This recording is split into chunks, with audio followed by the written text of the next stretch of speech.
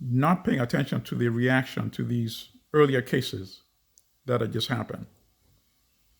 And we also said that people can only take so much, that one of these incidents is going to be the spark and is going to lead, and these are the words we use, this is the word we use, to a conflagration.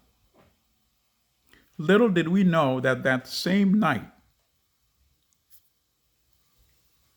after we published the editorial, we would start seeing the fires in Minneapolis. But of course, we were not surprised because we cover these kind of incidents on a regular basis. And it does not take rocket science to see that the combination of all these factors that I just enumerated, beginning with Ahmaud Arbery,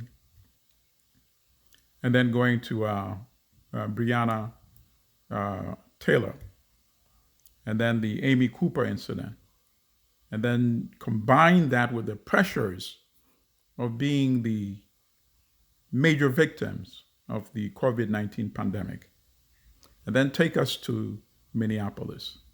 It does not take rocket science to see that the combustibility was approaching the point of rupture. And that's ultimately what happened. So where do we go from here? I think the ball is in the court of the majority population in this country, European Americans. It is time to break the silence, break the pretense. Criminals like Chauvin, criminals like Pantaleo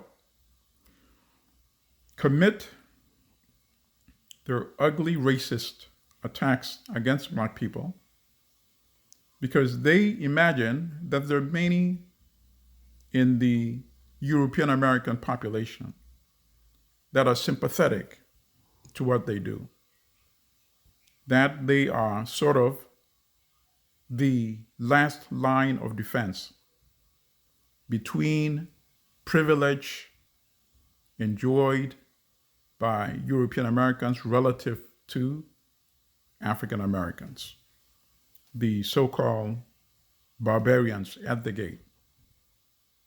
So they see themselves as soldiers holding back the masses, the underprivileged segments of these so-called United States.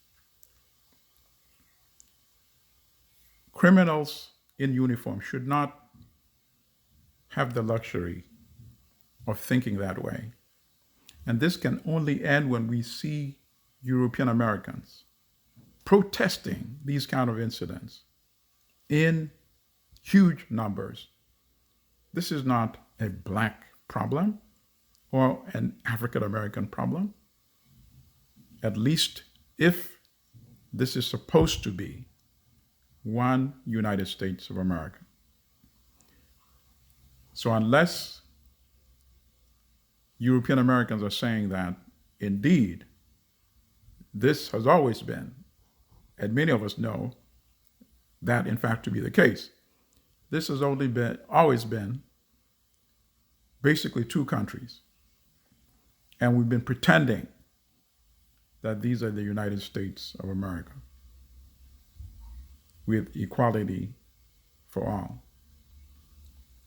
Unless we're saying that pretense should end, I am saying the only way we can end the murders of Black people by criminals like Chauvin, criminals like Pantaleo, criminals involved in the numerous other cases